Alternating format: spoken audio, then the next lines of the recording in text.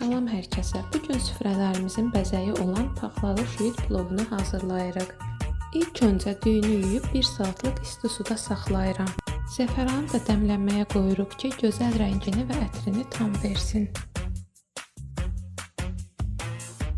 Toyuğun döş ətini doğrayıb duz, istiot və sarı kök vururam.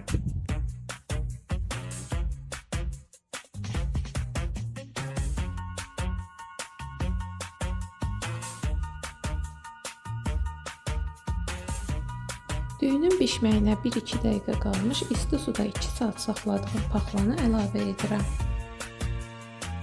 Mən 4 stəkan düyü üçün 4 dəstə şüyüd götürmüşəm. Toyuğu qazanın dibinə bu cür səlqəli formada düzürəm. Düyü və paxlanı süzdükdən sonra xırda doğranmış şüyüdlə qat-qat yığırıq.